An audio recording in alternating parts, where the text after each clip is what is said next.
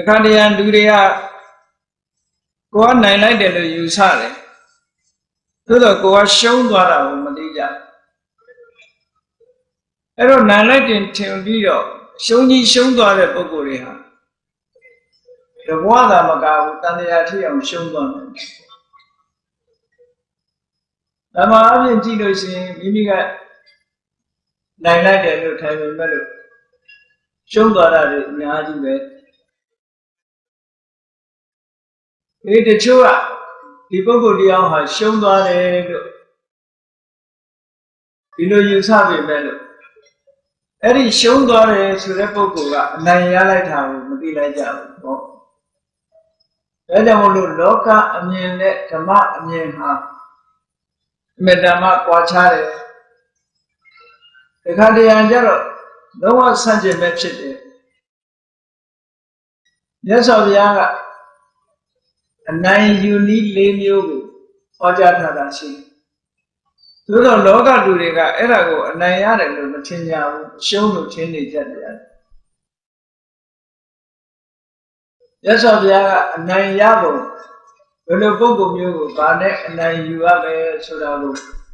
ဟောထားတဲ့ဒေသနာတော်မှာထင်ရှားရှိတယ်ပေါ့ဆိုပါစို့အကောဒေနစိနေကောတံဘောရဆိုတာဒေါသခက်ထန်တဲ့လူတယောက်သူဒေါသခက်ထန်တဲ့လူတယောက်ကိုဘယ်လိုသူ့ကိုအနိုင်ယူမလဲဆိုတဲ့ဤစနစ်လောကလူသားတွေကတော့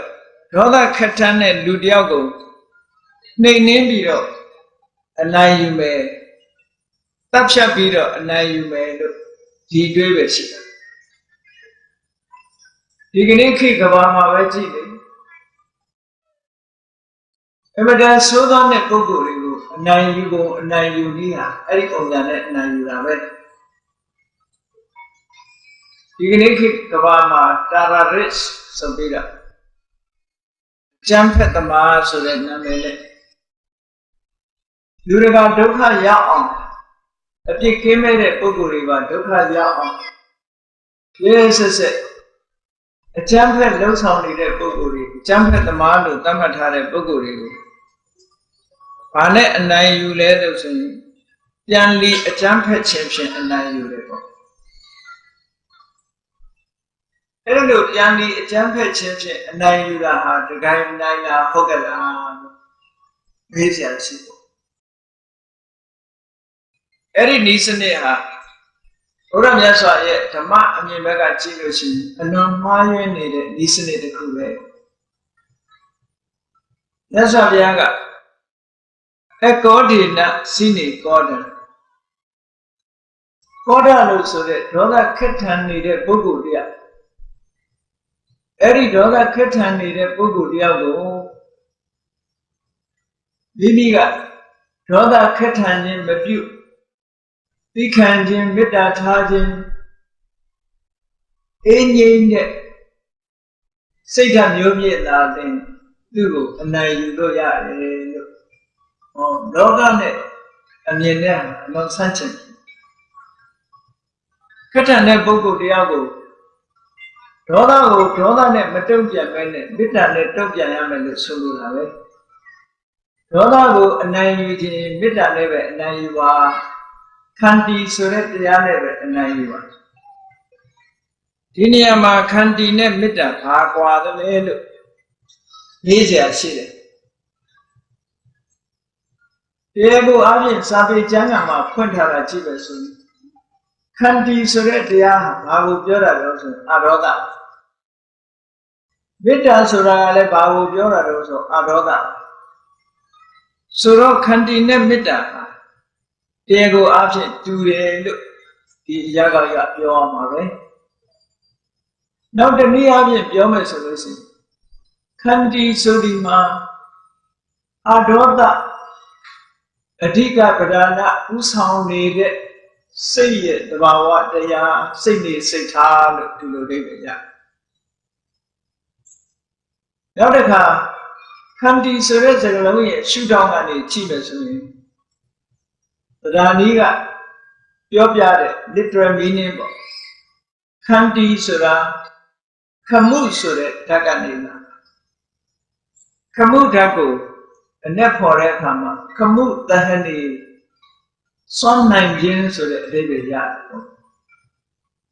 Kanti Sura, Son 9 look David Yard. Darling pass Son 9 now, so yin. The Zodiac Mimigo, Doda Trella on La No Shappy Mellow. Doda Matre on Tail Day Tana, so that you can dig. Doda Matre on Tail Tana. Mula say a chain nearly, but yet on Tail Tana.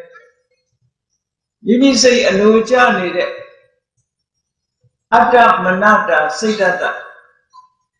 She knew it, say Galego. Yamaga now said now check out. Just see Madonna on Tainting China and so that it the new can be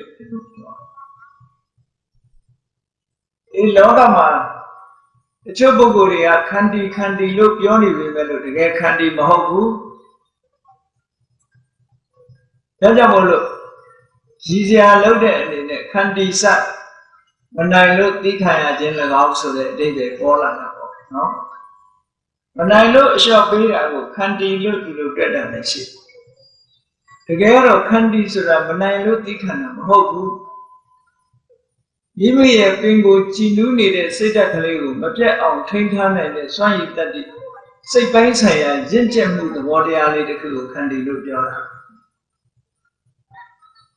Eh, say Tegaro, not that trappido. You are unjaded, though the piano of your piano so that you were digging a candy look college. Say by saying that don't get me that chili job, candy maho food. Yamabiora where she candy is simple. Candy sodima, bingo and Italy Mabieta. Era Jamolo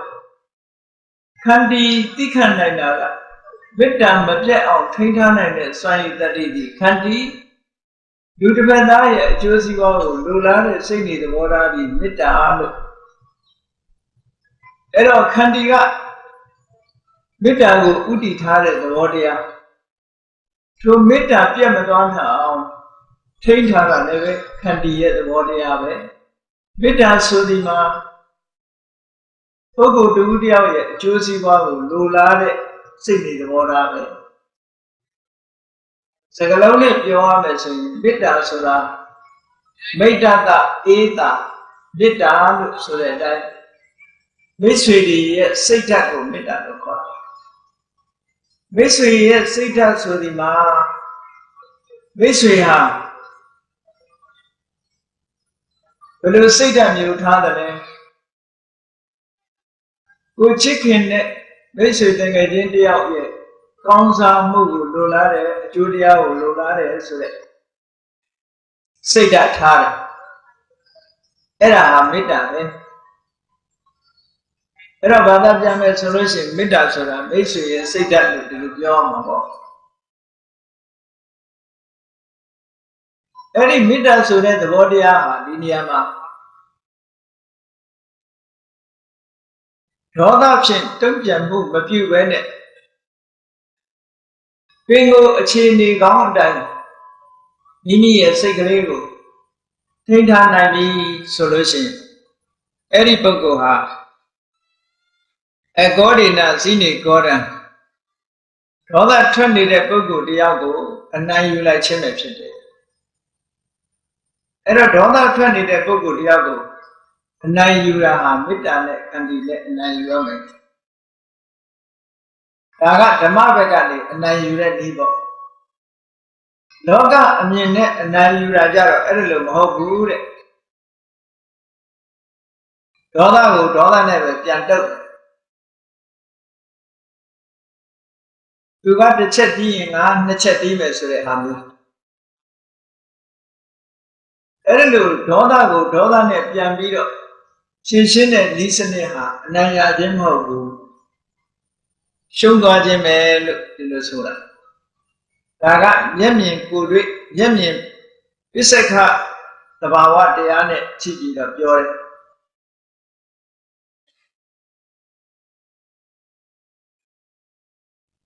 အဲ့တော့ဒေါသကိုတယောက်ကဒေါသထွက်နေတယ်အဲ့ဒီဒေါသထွက်နေတဲ့ပုဂ္ဂိုလ်တယောက်ကိုဉာဏ်တဲ့ပုဂ္ဂိုလ်ကခန္တီမေတ္တာနဲ့တုံ့ပြန်တယ်အဲ့ဒါလိုတုံ့ပြန်တဲ့အခါမှာ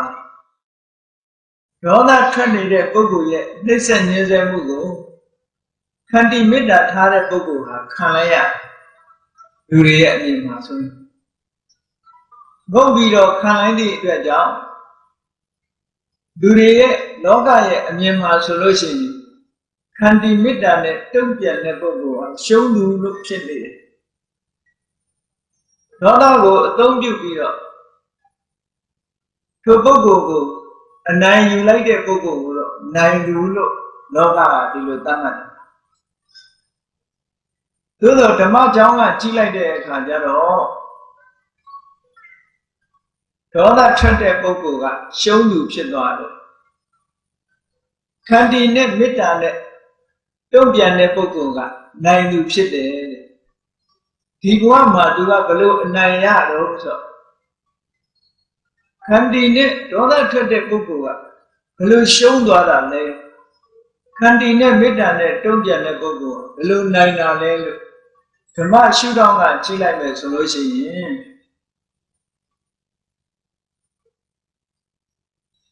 ဒီဒေါသနဲ့တုံ့ပြန်တဲ့ပုဂ္ဂိုလ်ဒေါသထွက်တဲ့ပုဂ္ဂိုလ်တရားမှာနံပါတ် 1သူစိတ်နှလုံးဟာပူလောင်ပြီးတော့နေစိတ်နှလုံးပူလောင်နေလာတော့နံပါတ် 2သူမပြောသင့်တဲ့စကားတွေပြုသဝါစာကြံတန်းတဲ့စကားတွေဝစီကံတွေသူထိုက်တာဝစီကံထိုက်ရုံနဲ့မကဘူးဒေါသကမပြေနိုင်သည့်အတွက်ကြောင့်ကိုယ်ဒီလက်ရောက်ကျွလွန်မှုတွေပြုလာအဲ့တော့တစ်ခုပြီးတစ်ခုသူဟာအဆင့်ဆင့်မှားလာတဲ့စိတ်နှလုံးပူလောင်တာကပထမကျမ်းတဲ့စကားပြောဆိုမိတာကဒုတိယကိုယ်ဒီလက်ရောက်တူတယောက်ကိုနှိမ့်ဆက်ညှဉ်းပန်းမိတာကတတိယလို့ဆိုတဲ့အဆင့်မျိုးကိုရောက်သွားအဲ့ဒီလိုရောက်သွားတဲ့အတွက်ကြောင့်သူ့ရဲ့တဏ္ဍာမှာဓမ္မရှုထောင့်ကကြည့်လိုက်လို့ရှိရင်စိတ်ဆိုးတယ်ဆိုကြတဲ့ကအကုသိုလ်တွေရဲ့လွှမ်းမိုးမှုကိုခံရရတယ်အကုသိုလ်လွှမ်းမိုးမှုခံရရုံမကဘူးမနောကံအဆင့်ကနေပြီးတော့ဝစီကံအဆင့်ဆိုတဲ့ကျွလွန်မှုတွေလုပ်လာတယ်ဝစီကံအဆင့်ကနေပြီးကာယကံဆိုတဲ့ကျွလွန်မှုတွေလုပ်လာတယ်သူလုံးတဲ့လုပ်ရက်တွေဟာတန်တရားမှနေမုန်းဖို့ပဲနောက်ဆုံးဟာဒေါသသမားဟာဘယ်ရောက်သွားလဲလို့ဆိုလို့ရှိရင်ဆင်းရဲဒုက္ခတို့ရဲ့စုပြုံကြရောက်ရာဖြစ်တဲ့ငရဲပုံကိုရောက်သွားတယ်။ဟောတန်တရားနဲ့ကြည့်ရှုံးသွားပြီသူကဒီတော့ငရဲပုံရောက်တယ်။လောကအမြင်နဲ့ကြည့်ရင်တော့သူကနိုင်လိုက်တယ်ပေါ့။ဒီဘက်သားကိုနိုင်လိုက်တယ်လို့ထင်တယ်။သို့သောသူကအရှုံးကြီးရှုံးသွားတယ်။သူ့ရဲ့နှလုံးသားထဲမှာကုသိုလ်ဆိုတာမေတ္တာဆိုတာမကြံတော့ပဲနဲ့ဒေါသရဲ့လွှမ်းမိုးမှုကြောင့်ဒီဘဝမှာလည်းငြိမ်းချမ်းမှုတွေသူကင်းဝေးသွားတယ်။နောက်ဘဝရောက်တဲ့အခါမှာလည်းပဲလူပုံနဲ့နှိမ့်ကြတဲ့ဆင်းရဲဒုက္ခတွေစုပြုံရောက်နေတဲ့ငရဲပုံကိုရောက်သွားတယ်။ဟောရှုံးသွား။ဒီရင်ရှုံးတာလားဆိုတော့မဟုတ်ဘူး။ငရဲပုံကလွတ်လာတဲ့အခါလဲအဲ့ဒီဒေါသသမားဟာအယုတ်ဆိုးအကြီးတန်းတဲ့ဘဝကိုရောက်တာ။အမေယာမှာတသန္တရာလုံးသူရှုံးနေတယ်။သူကလှခြင်းပေမဲ့လို့ဒေါသအကျိုးဆက်ကိုသူရထားသည့်အတွက်ကြောင့်ဒေါသဖြင့်ကံတွေကိုကျူးလွန်ထားသည့်အတွက်ကြောင့်ဘယ်ပုံဘယ်ဘဝရောက်သူဟာအယုတ်ဆိုးအကြီးတန်းတဲ့ပုဂ္ဂိုလ်ဖြစ်နေတယ်။ဒါကြောင့်မို့လို့လောကအမြင်ကပိဿကသူကအနိုင်ရလိုက်တယ်လို့ထင်ပေမဲ့လို့သူကရှုံးသွားတဲ့ပုဂ္ဂိုလ်ပဲ။ဟောနိုင်သူမဟုတ်ဘူးရှုံးသူတန်တရား။တပည့်ကမေတ္တာနဲ့တုံ့ပြန်လိုက်တဲ့ပုဂ္ဂိုလ်ကလောကအမြင်နဲ့ကြည့်မယ်ဆိုလို့ရှိရင်ဒီလူကအရှုံးပေးလိုက်ရတာဘာမှပြန်မပြောရဲဘူးဘာမှပြန်မလုပ်ရဲဘူးအလုံးကသူကငုံခံလိုက်ရတယ် လောကမှာတော့အရှုံးသမားကြီးပဲလို့ဒီလိုမြင်ကြမှာပဲအော်ဓမ္မရှုထောင့်ကနေကြည့်လိုက်လို့ရှင်သူဟာမေတ္တာမပြတ်ကိုယ့်ကိုယ်ကိုထိန်းထားနိုင်သည့်အတွက်ကြောင့်ခန္တီဆိုတဲ့တရားနှလုံးသားထဲမှာကိန်းသည့်အတွက်ကြောင့်မေတ္တာမပြတ်ဘူးမေတ္တာမပြတ်သည့်အတွက်ကြောင့်သူ့ရဲ့နှလုံးဟာအေးချမ်းတယ်အေးချမ်းသည့်အတွက်ကြောင့်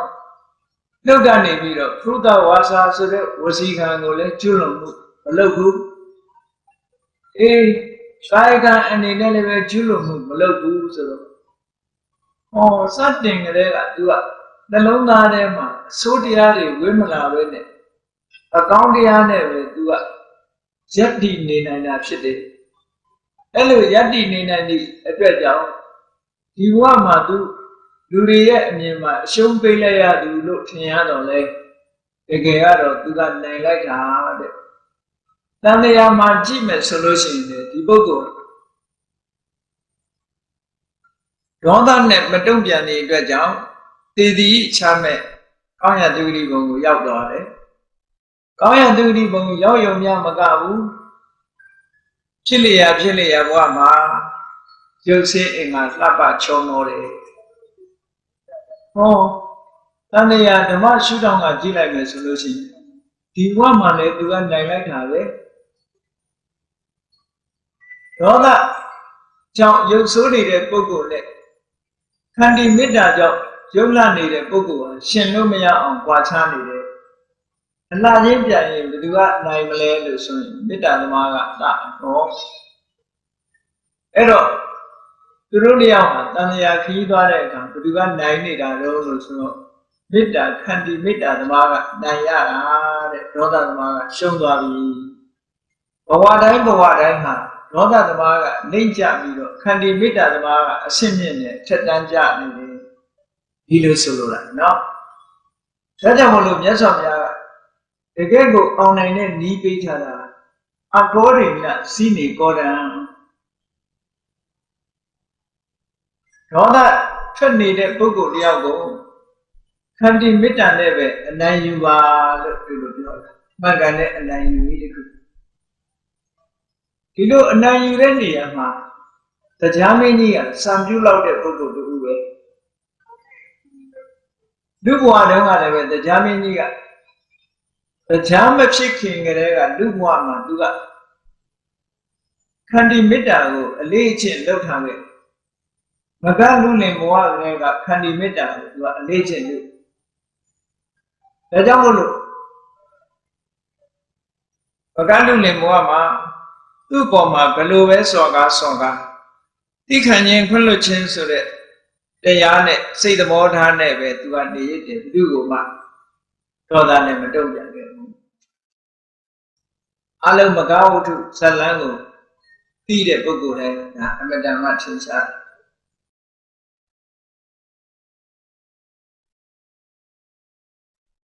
ဓမ္မပဒထဲမှာဝတ္ထုလေးတစ်ခုရှိတယ်သစ္စာပနေနဂုတ်စေယသစ္စာအပ္ပပံပိယာစိတောဧတေဟိတိဋ္ဌာနေဟိဒစ္စေဒေဝနာတန္တိကေတခါတော့ရှမမောကလံမထေရနတ်ပြည်တော်လောကနတ်စည်းစိမ်ခံစားနေရတဲ့ပုဂ္ဂိုလ်တွေထားခီးတွေတစားတွေကြွချီတယ်ရှမမောကလံမထေရလူတွေကို encourage လုပ်ချင်လို့တိုက်တွန်းခြင်းလို့နတ်ပြည်ကိုလည်းခီးသွားတယ်ခီးသွားပြီးတော့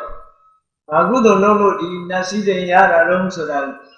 လိုက်ပြီးတော့ခုခေတ်လို့ဆိုရင်တော့အင်တာဗျူးလုပ်တာပေါ့နော်အဲဒီလိုအင်တာဗျူးလုပ်ပြီးတော့ပြန်ဟောတာအဲ့ဒါဝိမာနဝတ္ထုလို့ခေါ်တယ်နတ်ပြည်ကိုလှည့်လည်ပြီးတော့အင်တာဗျူးလုပ်ပြီးတော့ပြန်ဟောတာဘယ်သူဖြစ်ဘယ်လိုကောင်းမှုလုပ်လို့နတ်ပြည်နတ်စည်းစိမ်ခံစားနေရတယ်ဆိုတာအဲ့ဒါလိုပဲငရဲဘုံလို့ပြိတ္တာဘုံလို့အပေဒုက္ခတိဘုံတွေကိုလည်းပဲရှင်မမောကလမထေရကြွသွားတယ်ကြွသွားပြီးတော့ဘယ်လိုအကုသိုလ်တွေကြောင့်လို့ဒီလိုဒုက္ခခံနေရတာလဲဆိုတာလဲစုံစမ်းမေးမြန်းပြီးတော့လူပြည်ပြန်ပြီးတော့ဟောလေးရှိတယ်ဒါရှင်မမောကလရဲ့ထူးခြားတဲ့သာသနာပြုနည်းတစ်ခုပဲပေါ့ လူတွေကိုပြန်ပြီးတော့ဟောတယ်အေးဘယ်သူဖြစ်မကောင်းတာလို့ငရဲခံနေရတယ်တော့ပြိတ္တာဘုံရောက်နေတယ်ဆင်းရဲဒုက္ခတွေခံနေရတယ်ဘယ်သူကပြင်ကောင်းတာတွေလို့နတ်ပြည်နတ်ဘုံမှာစီးစိမ်ချမ်းသာတွေခံစားနေရတယ်ဆိုတာတွေကိုရှင်မမောဂလန်ကပြန်ဟောနေရှိတယ်အဲ့လိုဟောတဲ့ထဲမှာအမျိုးသမီးတယောက်ကနေပြီးတော့နတ်ပြည်မှာနတ်သမီးဖြစ်နေတာသွားတွေ့ဘုံမိမ့်မှန်နဲ့စာသားနေတော့အဲ့ဒီဗိမာန်ရှင်ဗိမာန်တကားဝရောက်သွားတဲ့အခါကျတော့ဗိမာန်ရှင်ကထွက်လာပြီးတော့ရှင်မမောဂလန်ကိုရှိခိုးဥချတယ်ရှိခိုးဥချတဲ့အခါကျတော့ဒီလိုကြီးကျယ်ခမ်းနားလာတဲ့ဘုံမိမ့်မှန်ကြီးနဲ့စီးစိမ်ချမ်းသာခံစားပြီးတော့လှလှပပနဲ့ဘာဖြစ်လို့ဒီလို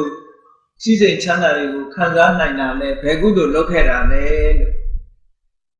ပြီးတော့အဲ့ဒီနတ်သမီးကရှောက်တယ်အရှင်ဘုရားတဲ့တပည့်တော်ဒါနသီလစတဲ့ကောင်းမှုတွေပြီးတော့တခုမှမလုပ်ခဲ့ဘူးဗျာတပည့်တော်လုပ်ခဲ့တာတော့တပည့်တော်ယောက်ျားကအတော်ဆိုးတယ်အမြဲတမ်းတပည့်တော်ကိုအကြောင်းရှာပြီးတော့ရိုက်နဲ့မှန်နဲ့ဆဲရေးပြီးတော့နေတာအဲ့ဒါလို့တပည့်တော်ကိုနှိပ်စက်ပေမဲ့လို့တဲ့တပည့်တော်စိတ်ထဲကဘယ်လိုထားတော့အိန္ဒိယနိုင်ငံရဲ့ဥပဒေရငါရဲ့ယောက်ျားဟာငါ့ကိုအမတ်တစိတ်ခတ်ပြီးတော့ကျွန်အဖြစ်ကြေညာလို့ရတယ်သူလှုပ်ချင်တာလှုပ်လို့ရတယ်ဆိုပြီးတော့တပည့်တော်ဟာသူ့ကိုသီးခံခွင့်လွတ်ပြီးတော့ဘယ်တော့မှဒေါသနဲ့မတုံ့ပြန်ခဲ့ဘူးသီးခံနေခဲ့ဘလောက်နှိမ့်ဆက်သူဟာအပြုံးမပြတ်သီးခံပြီးတော့ခန္တီတရားနဲ့နေခဲ့ပါတယ်တပည့်တော်လှုပ်တဲ့ကုသိုလ်ကအဲ့ဒါပဲဒီလိုဗိမာန်ကြီးရတယ်တခြားဒါနကောင်းမှုတွေလည်းအများကြီးလုပ်ခဲ့တာမရှိဘူးသီလတွေလည်းလုပ်ခဲ့တာမရှိဘူးအမတန်ဆိုးတဲ့ဂင်စိုးမရတဖားဝါလို့ဆိုတဲ့အတိုင်းအမတန်ဆိုးတဲ့ယောက်ျားရဲ့အနှိမ့်ဆက်ခန္ဓာကိုတပည့်တော်သိခံခွင့်လွှတ်ခြင်းဖြင့်မေတ္တာနဲ့တုံ့ပြန်ခဲ့သည့်အတွက်ကြောင့်တပည့်တော်ဒီစည်းစိမ်ရတာပါလို့သူကိုယ်တိုင်ပြန်ပြောပြတယ်ရှင်မမောဂလန်မထေရများအခုလိုပဲဒေသစာတွေကြွချင်ပြီးတော့မေးမြန်းလေးရှိတော့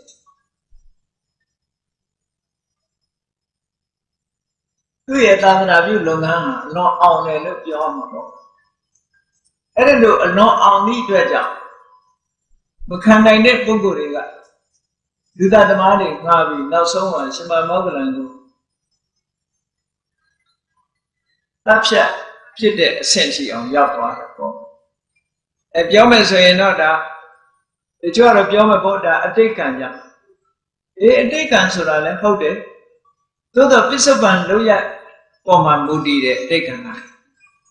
သူ့ရဲ့သာသနာပြုလုပ်ငန်းကအလွန်အောင်မြင်နေတယ်အဲ့ဒီအောင်မြင်နေလို့ပဲဒီရှင်မမောဂလန်တော့ဖယ်ရှားပြစ်မှဖြစ်မယ်ဆိုတဲ့အတွေ့အကြုံဝင်လာသူကသူတရားကျင့်ပြီးတော့အေးစေးစေးလေးတရားဒီသဘာဝချမ်းသာခံစားပြီးတော့အေးချမ်းချမ်းနေမယ်ဆိုရင်ဒီအဖြစ်ဆိုးမကြုံနိုင်ဘူးလို့ပြောနိုင်တာပေါ့ပစ္စုပန်မှာကြည့်မယ်ဆိုရင်သို့တော့ကံကြမ္မာရဲ့အကျိုးပေးဖို့ကြုံလာတာဟောဒီလောက်ရဟာအကုသိုလ်ကံကိုနိုးထလာစေတဲ့လောက်ရတစ်ခုပဲပေါ့မုန်းတဲ့ပုဂ္ဂိုလ်ရဲ့စိတ်ဓာတ်ကိုမုန်းအောင်လုပ်ပေးတယ်လို့ဖြစ်သွားနောက်တစ်ခုကရှင်မမောဂလန်မထေရသံဃာပရိသတ်ထဲမှာသတင်းသုံးနေပဲဆိုလို့ရှိရင်ဒီလိုအဖြစ်ဆိုးနဲ့ကြုံမှာမဟုတ်ဘူးကာလတိလာဆိုတဲ့တောင်ကုန်းပေါ်မှာတပါးတည်းနေတာကိုကလည်းဒီအဖြစ်ဆိုးကြုံလို့ရအတွက်ဖြစ်လာတယ်ပေါ့ဒါတွေကလည်းပဲအကြောင်းတရားတွေပစ္စုပန်အကြောင်းတရားတွေကနေစုပေါင်းပြီးတော့ညီးလာတဲ့အခါကျတော့အတိတ်ကံကအကျိုးပေးဖို့ကြုံလာတာလေအတိတ်ကံတတ်နဲ့အကျိုးပေးလို့မရဘူးပစ္စုပန်အခြေအနေတွေကပေးလာမှဖြစ်တာခုလိုခရီးဒေသစာတွေကြွချပြီးတော့တရားဟောတာလည်းပဲသာသနာပြုလုပ်ငန်းအောင်မြင်သည့်အတွက်ကြောင့်မခံနိုင်တဲ့တစ်ဖက်ကရှင်မမောဂလန်မထေရမြတ်ကိုအပြတ်ရှင်းနေတဲ့စိတ်တွေပေါ်လာတာ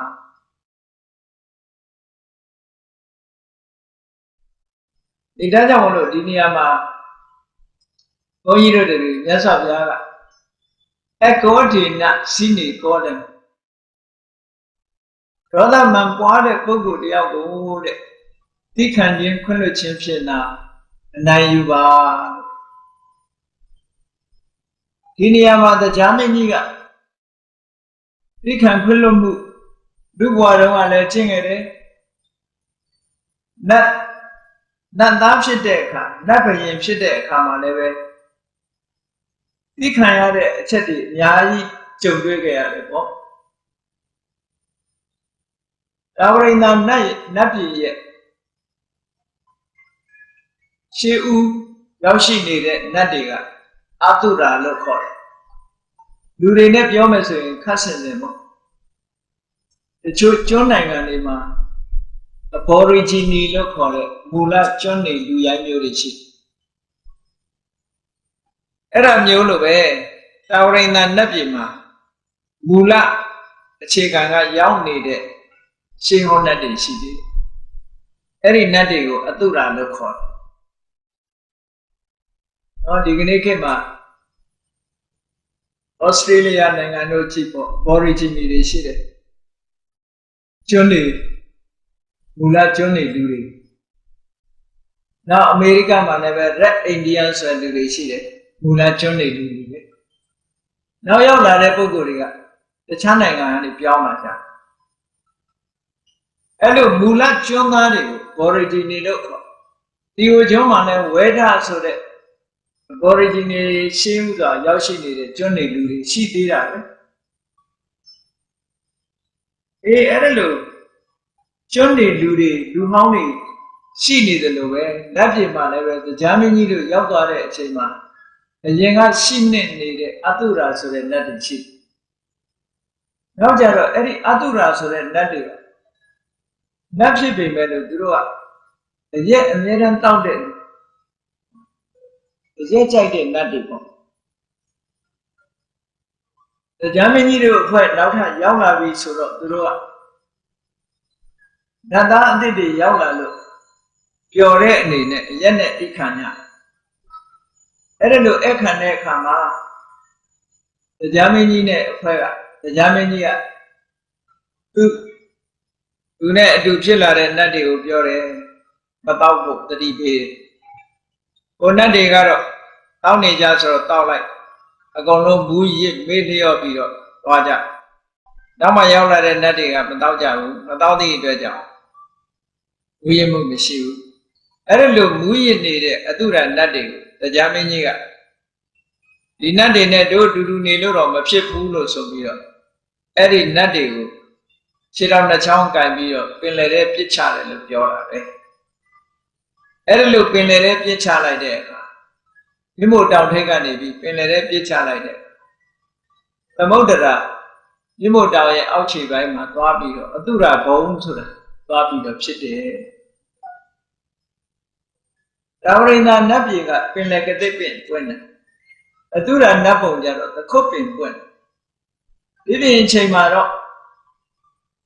ပင်လယ်ကျမ်းပြင်အောက်မှာနေကြတဲ့အတုရဘုံကနတ်တွေကအရက်မူးပြေလို့ကြည့်လိုက်တဲ့အခါမှာသူတို့ဘုံလို့ပဲထင်တယ်သို့တော့သခုတ်ပင်ပွင့်တဲ့အခါကျတော့မှခါတိုင်းပွင့်နေကြကတိပင်မဟုတ်ပါလားဆိုတာသူတို့တတိထားတယ်တာဝရိန္ဒနတ်ပြည်မှာသူတို့နေတဲ့နေရာကငကိုယ်တော့ကတိပင်ပွင့်တာဟုတ်သခုတ်ပင်ပွင့်တဲ့အခါမဟုတ်မှန်းသိတဲ့အခါကျတော့တို့တော့လှီစားခံရပြီမောင်းထုတ်ခံရပြီဆိုမကြေမချမ်းနိုင်တဲ့တာဝရိန္ဒနတ်ပြည်တက်ပြီးတော့စစ်တိုက်တယ်ဆိုတာရှိတယ်အလုံးသိကြလိုက်ပဲပရိတ်ကြီး17တုပ်ထဲမှာတစ်ဆက်ကတုပ်ဆိုတာရှိတယ်တရားမင်းကြီးကလည်းပဲစစ်တိုက်ထွက်နေရတယ်အမြဲတမ်းအတုရာတွေကနေစစ်လာတိုက်တဲ့အခါမှာတာဝရိန္ဒနတ်တွေမကြောက်အောင်တရားမင်းကြီးကအားပေးတဲ့စကားအနေနဲ့အဲ့ဒါကိုစံနမူနာယူပြီးတော့မြတ်စွာဘုရားကဟောတဲ့တုပ်ကိုတစ်ဆက်ကအောင်တကောင်အလံပြားလို့ဆိုတဲ့အဓိပ္ပာယ်နဲ့တစ်ဆက်ကတုပ်ကိုဟောတာရှိတယ်ပေါ့အဲ့ဒီမှာတခါတော့တရားမင်းကြီးကတာဝရိန္ဒနတ်ပြည်ကိုရောက်လာတဲ့ဝိပဿိတိအတုရမင်းကိုရင်းမြင်ချင်းဖမ်းလိုက်တယ်ဖမ်းတယ်ဆိုတာစိတ်နဲ့ပဲဖမ်းလိုက်တာဖမ်းလိုက်တဲ့အခါကျတော့ခြေနှစ်ဖက်လက်နှစ်ဖက်ခေါင်း ကျွတ်ချီပြီးသားဖြစ်သွားအဲ့ဒါလို့ခြိထားပြီးတော့အဲ့ဒီဝေပစိတ္တိအတုရာကိုသူရမနတ်တပင်အဝင်အထွက်လမ်းမှာအဝင်အထွက်နေရာလေးမှာသူ့ကိုခြိနှောင်ထားတယ်ပေါ့တရားမင်းကြီးကကိစ္စဝိစ္စရှိလို့သူရမနတ်တပင်နဲ့ဝင်လိုက်ထွက်လိုက်လုပ်တဲ့အခါမှာတရားမင်းမြင်တိုင်းအဲ့ဒီဝေပစိတ္တိအတုရာနာမည်ကဆဲတယ်ဘလောက်ဆဲတရားမင်းကြီးကမတုံ့ပြန်မကြားကြအောင်ပဲဆောင်ပါဘယ်တော့မှမတုံ့ပြန်တရားမင်းကြီးကမတုံ့ပြန်တော့နောက်ကလိုက်လာတဲ့မာတလီကအားမလို့အားမရဖြစ်တယ်စောစောကားကဒီလောက်ဆဲနေတာဘာဖြစ်လို့မတုံ့ပြန်ရလဲမှတ်တော့သားလောက်အောင်ဒီလိုအပြစ်ပေးဖို့ကောင်းတယ်ပေါ့ဒီ website တွေတူတာအပြစ်ပေးဖို့ကောင်းတယ်တရားမင်းကြီးကဗာပြန်ပြောတာတော့ဆိုအေးငါအခုသူမတုံ့ပြန်မဲနေတာဟာအပြစ်ပေးနေတာပဲ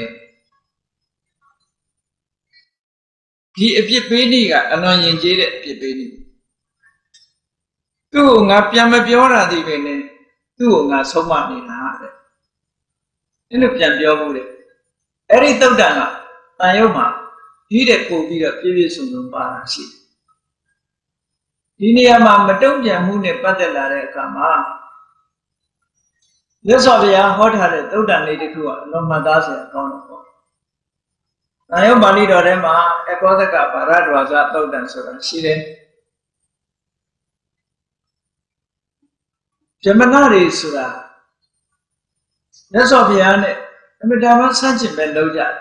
။ဆန့်ကျင်ပဲလုပ်။ဘာလို့လဲဆိုအိန္ဒိယနိုင်ငံမှာသမဏနဲ့ဗြဟ္မဏနဲ့သမဏဆိုတာဘာသာရေးဒီနှစ်ခုကဟောလာတာရှိပထမဆုံးကဗြဟ္မဏတွေကဘာသာရေးကိုဥဆောင်နေတာနောက်ပိုင်းမှာဒီဗြဟ္မဏတွေဥဆောင်လာတဲ့ဗြဟ္မဏတွေကလောဘတွေကြီးပြီးတော့စီးပွားဥစ္စာတွေစုလာလို့ကိုချင်းတရားတွေပြက်ပြားလာတဲ့အခါသမဏဆိုတဲ့အစုတစ်ခုပေါ်လာမြတ်စွာဘုရားကသမဏအုပ်စုထဲမှာပါတယ်ပေါ့အဲ့ဒါကြောင့်မလို့ဗြဟ္မဏတွေကဒီနောက်မှာပေါ်လာတဲ့သမဏတွေကိုကျင့်တတ်မှုမရှိကြဘူးကျင့်တတ်ဘူးအမြဲတမ်းအပြစ်မြင်နေတယ်ပေါ့ဒီနေ့တော့ဗြဟ္မဏတယောက်ဟာဗုဒ္ဓဘာသာဖြစ်သွားပြီးသမဏအဖြစ်ကူးပြောင်းသွားအဲ့ဒီလိုကူးပြောင်းသွားတာကိုမကျင့်တတ်တဲ့သူ့ညီတယောက်ကလာပြီးတော့မြတ်စွာဘုရားကိုဆဲတာတော်တော်မှနိမ့်နိမ့်နာနာဆဲတာပေါ့အဲ့ဒါလို့ဆဲတာကိုမြတ်စွာဘုရားကအပြုံးမပြတ်နားထောင်နေတယ်ဆဲလို့လည်းပြီးရောမြတ်စွာဘုရားကဥပမာလေးတစ်ခုပြောပြဒါဥပမာတစ်ခုပြောမယ်တဲ့မင်းအိမ်ကိုမိတ်ဆွေသင်္ကားတွေလာတဲ့အခါမှာတဲ့မုတ်ပဲတရေစာနဲ့မင်းအဲ့ခံဘူးလားအဲ့ခံအဲ့ဒီအဲ့ခံတဲ့ဟာကိုမိတ်ဆွေသင်္ကားကနေစားသုံးမသွားဘူးဆိုရင်အဲ့ဒီမုတ်ပဲတရေစာတွေကဘယ်သူမှမလဲလို့ဆိုသူမစားရင်တော့ကိုယ်ဟာပဲပေါ့အေးအဲ့ဒီတိုင်းပဲမင်းကငါ့ကိုဆဲရည်ချင်းဖြင့်အခန္ဓာငါလက်မခံဘူးတဲ့ဆဲတာတွေကမင်းဟာတွေပဲလို့ဒီလိုပြောအဲ့တော့ဒီအိဗေကစဉ်းစားကြည့်ရင်အလွန်လေးနဲ့တာပေါ့လူတယောက်ကကိုယ်လာဆဲလို့ကိုကဒေါသနဲ့တုံ့ပြန်ရင်အတိမတ်ပြရရောက်တယ်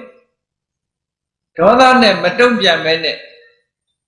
အမှတ်မထားပဲနဲ့နေလိုက်တယ်ခန္တီမေတ္တာနဲ့နေလိုက်တယ်ဆိုရင်ကိုကသူ့ကိုအတိမတ်မပြုရရောက်လက်မခံရရောက်တယ်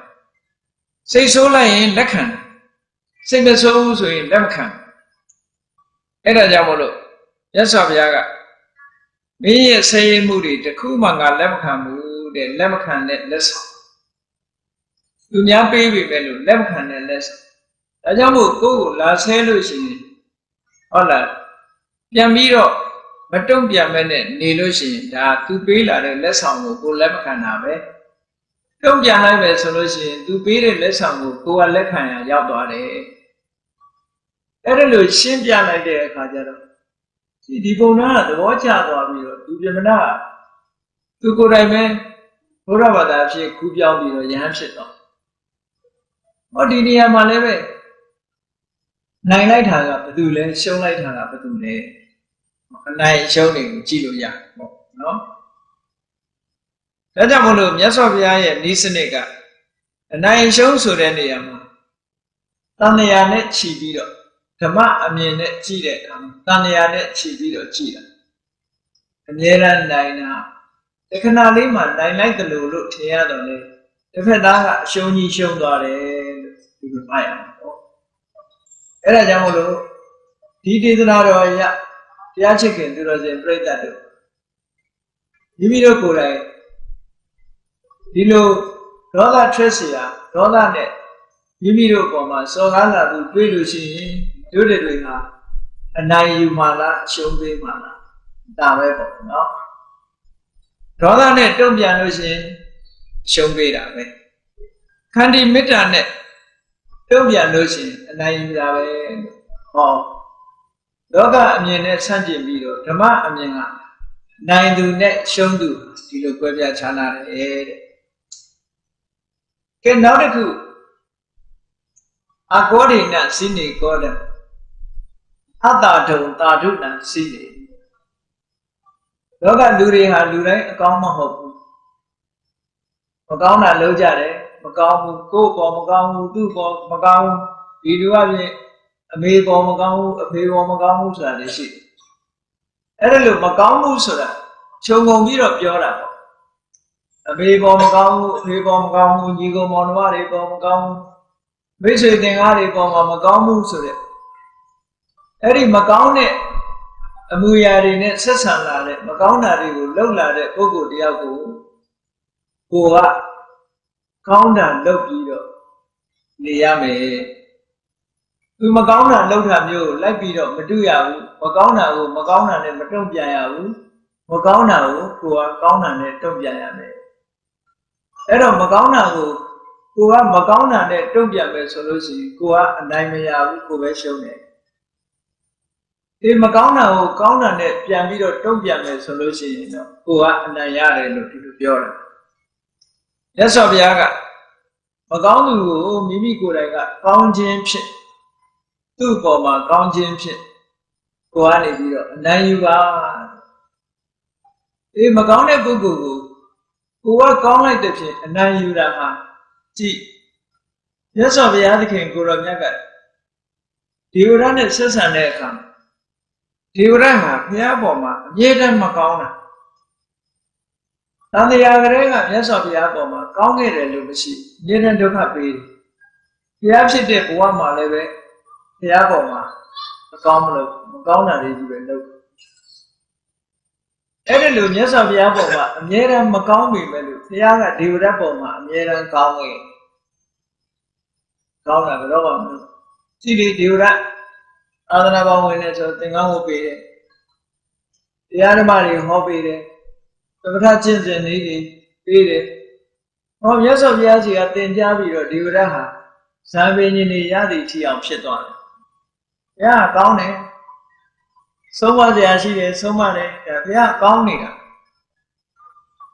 ဒေဝရကမကောင်းတာတွေကိုမြတ်စွာဘုရားကကောင်းတဲ့နည်းနဲ့ပဲဆက်ဆံအဲ့တော့ကြည့်လိုက်မယ်ဆိုလို့ရှိရင်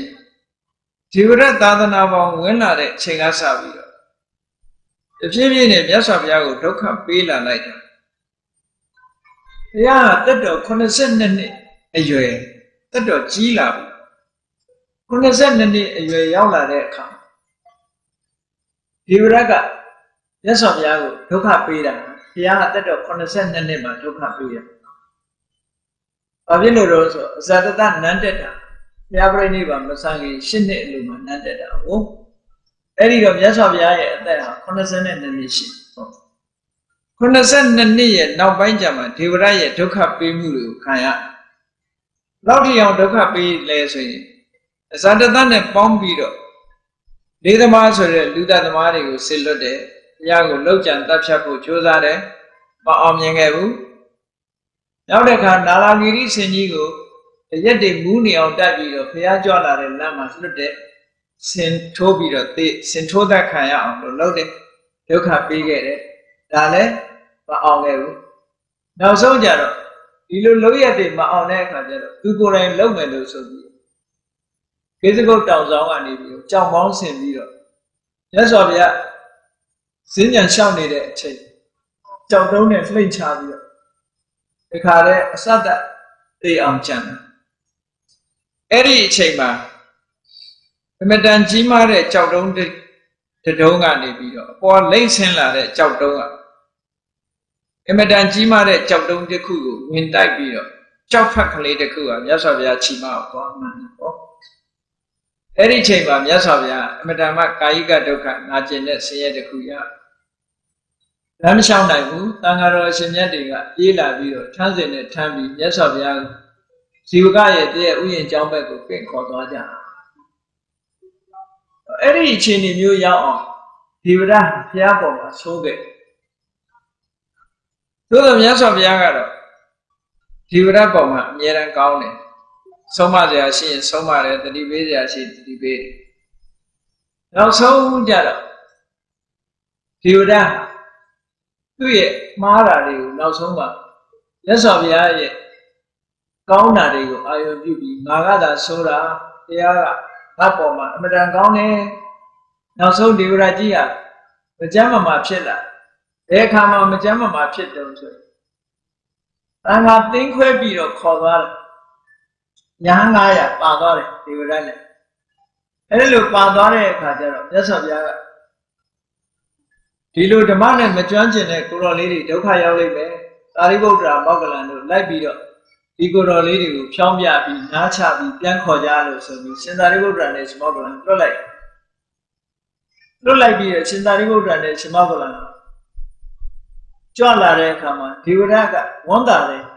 ကြည့်တယ်ငါလမ်းစဉ်မှန်လို့ဘောရမဘုရားရဲ့တပည့်ကြီးနှစ်ပါးတော့ငါနောက်လိုက်လာပြီပေါ့ဒီလိုထင်တာသူကနော်အဲ့လိုထင်ပြီးတော့ရှင်သာရိပုတ္တရာကိုလက်ရရန်ကထားတယ်ရှင်မောက္ကလန်ကိုလက်ဝဲဘက်ကထားပြီးတော့သံဃာတွေကိုတရားဟောနောက်ဆုံးဒီဝရအနားယူတဲ့ချိန်မှာရှင်သာရိပုတ္တရာတို့ရှင်မောက္ကလန်တို့ကတရားဟောလိုက်တဲ့အခါဘုဂရောတွေအမှန်တရားသိပြီးနောက်ဆုံးမှာတရားဓုညရလို့အဲ့ဒီပုဂ္ဂိုလ်တွေအကုန်လုံးပြန်ခေါ်သွားဒီဝရတယောက်ပဲကျန်တော့သူ့ဖွဲ့တယ်အဲ့ဒီအချိန်ကျမှသူကစိတ်နှလုံးဟာပူလောင်သွားတယ်သူ့နောက်လိုက်နောက်ပါမရှိတော့ဘူးပူလောင်သွားတဲ့အခါစိတ်နှလုံးပူလောင်သည့်အတွက်နှလုံးသွေးတွေကသွေးတွေနှလုံးထဲကသွေးတွေနှလုံးရဲ့အပူကြောင့်ရှံပြီးတော့သွေးအံတဲ့အနေထားရောက်သွားအဲ့ဒီလိုသွေးအံပြီးတော့မမာမကျန်းဖြစ်တဲ့အခါကျတော့သူစဉ်းစားတယ်ဟောမြတ်စွာဘုရားကသူ့ပေါ်မှာသိကောင်းဒုက္ခသမီးကသူကအဆိုးတွေကြီးပဲဆိုတာသူနောင်တရလာလို့မြတ်စွာဘုရားကိုဝန်ချခြင်းနဲ့နောက်ဆုံးတွေ့ခြင်းပါတယ်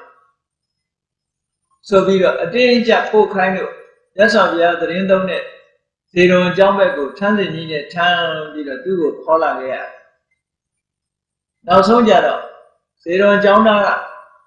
ဇေရုံရေကန်ကြီးအနီးနားမှာထမ်းစင်ပေါ်ကနေခဏထိုင်ပြီးတော့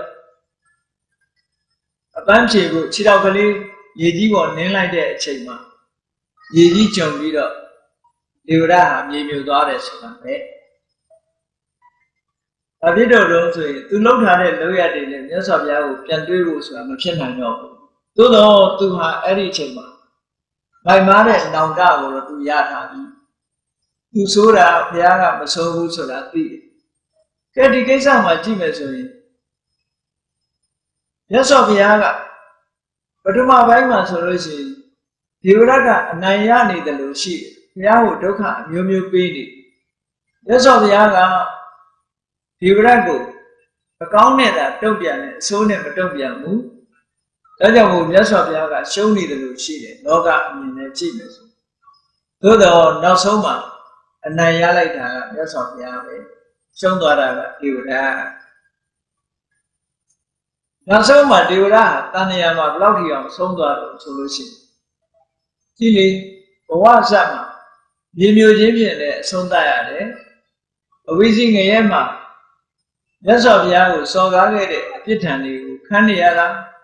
ဒီကဘာပတ်လုံးဗဒ္ဒကဘာကုံဆုံးသည့်ထိအောင်ငရဲမှာခံနေရရှာမှာဖြစ်တယ်ဟော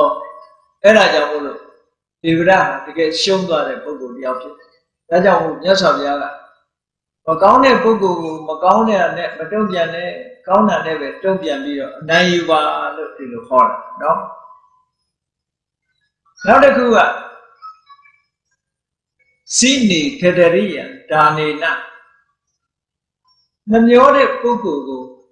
မိမိကပေးကမ်းစွန့်ကြဲခြင်းဖြင့်အနိုင်ယူပါတဲ့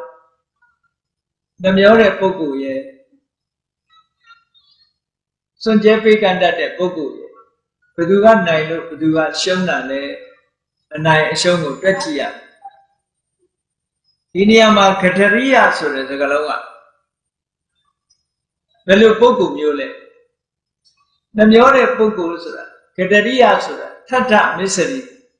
တကယ်ကိုပြင်းထန်တဲ့မစ္စရိယစိတ်မစ္စရိယ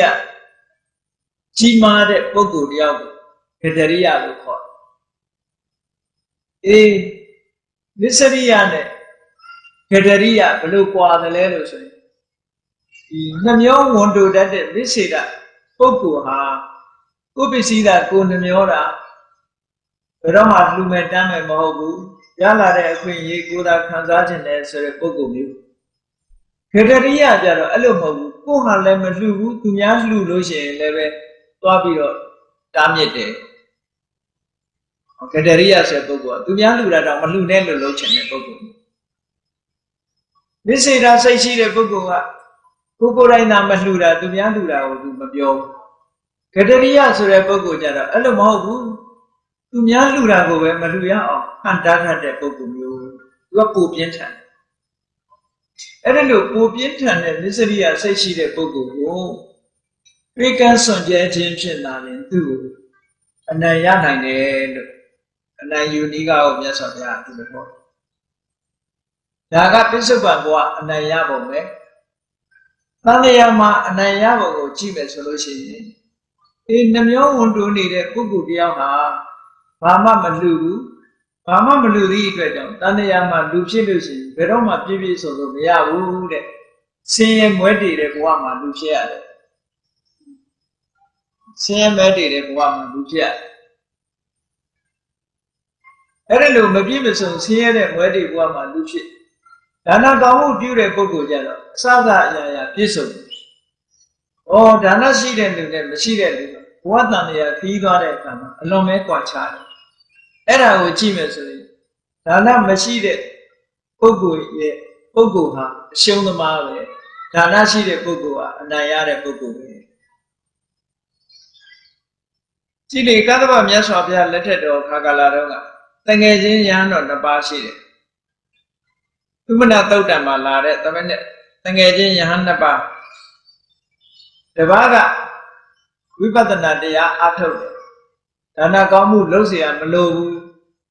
ဝိပဿနာကျင့်မယ်ဆိုတဲ့ပုဂ္ဂိုလ်ကတပါးကတော့ဘုန်းကြီးဖြစ်ပေမဲ့လို့ဒါနကောင်းမှုဆိုတာလုပ်တဲ့နဲ့တာရဏိယကျင့်ဝတ်ဆိုတာဖြည့်တဲ့နဲ့လို့ယူဆပြီးတော့ကိုရလာတဲ့ဆွမ်းသင်္ကန်း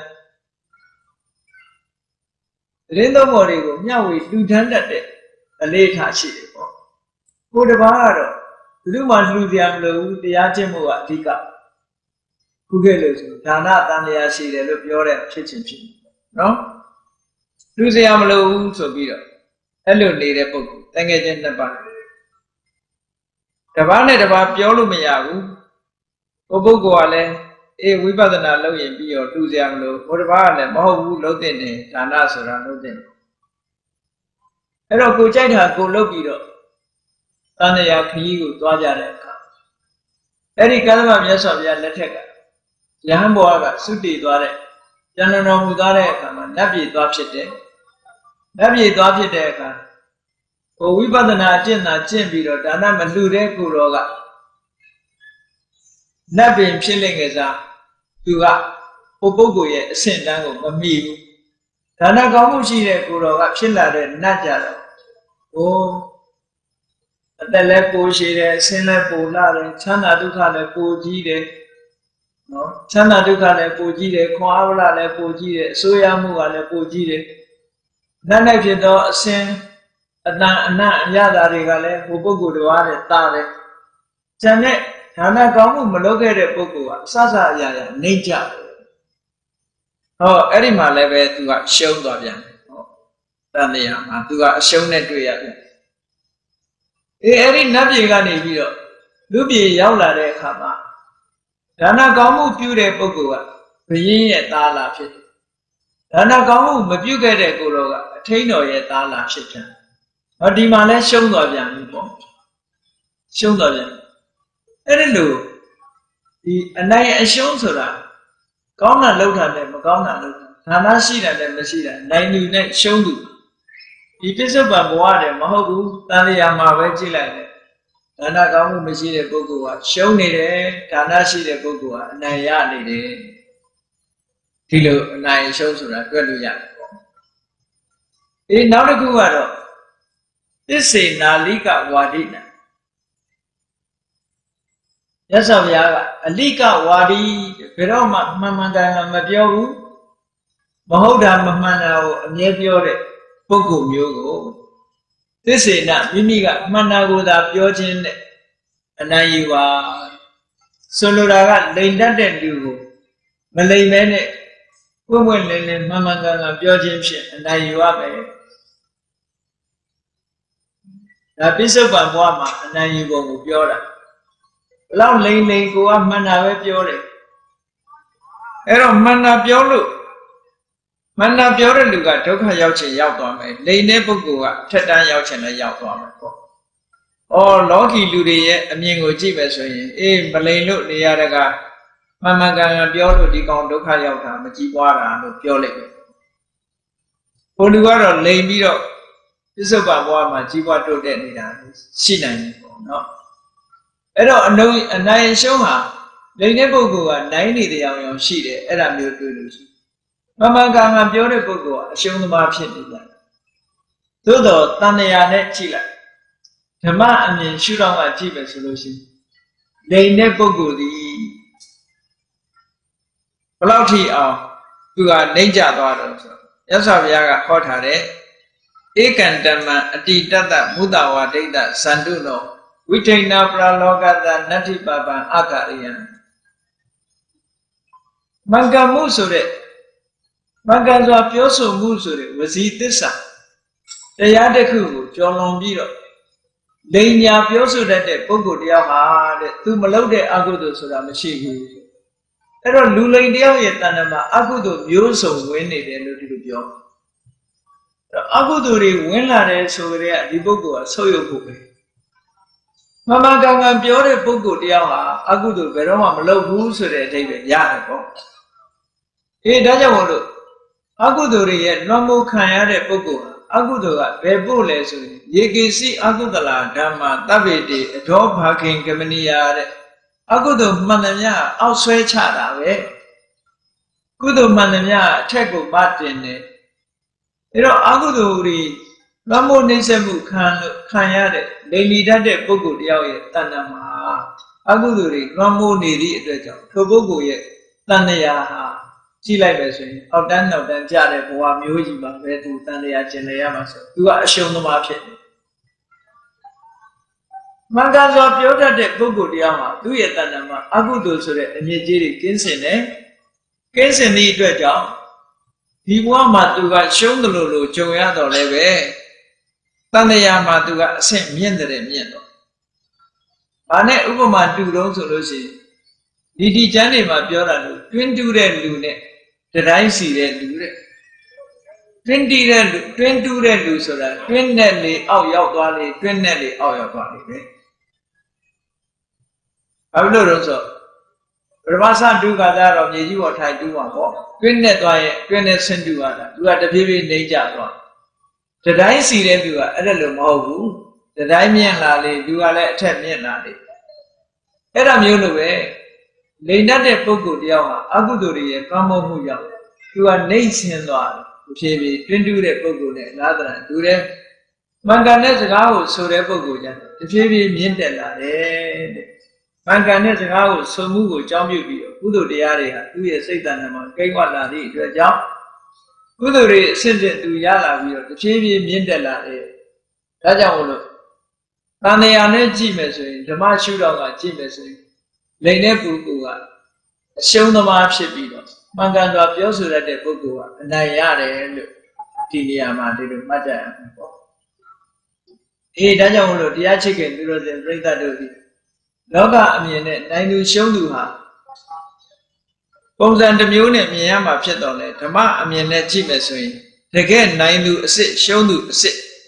တို့တွေဟာနိုင်သူဘက်ကနေမလားရှုံးသူဘက်ကနေမလားသို့မဟုတ်တို့တွေဟာရှုံးသူလားနိုင်သူလားဆိုတာကိုယ့်ကိုယ်ဆန်းစစ်ကြည့်ဖို့လိုတယ်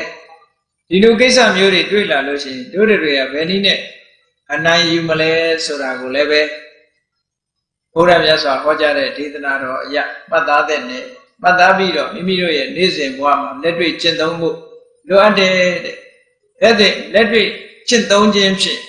ဘုန်းကြီးတို့တွေဟာတဏှာမှာအရှုံးသမားများမဖြစ်ပဲနဲ့အနိုင်ရသူများဖြစ်အောင်ကြိုးစားအထောက်ကြရမှာဖြစ်တယ်ဒါကြောင့်တရားချစ်ခင်သူတော်စင်ပြိဿတို့သည်ဘုရားမြတ်စွာဟောကြားတော်မူခဲ့တဲ့အာခောဒိနဇိနေကောဒံအတ္တဒုံသာဓုနာဇိနေကတရိယံဒါနေနသစ္စေနာလိကဝါဒိနံဆိုတဲ့ဒေသနာတော်ကိုဥထိတ်ထားပြီးတော့တဏှာဘဝမှာအနိုင်ရတဲ့ပုဂ္ဂိုလ်တွေသာဖြစ်ကြပါစေကုန်တည်း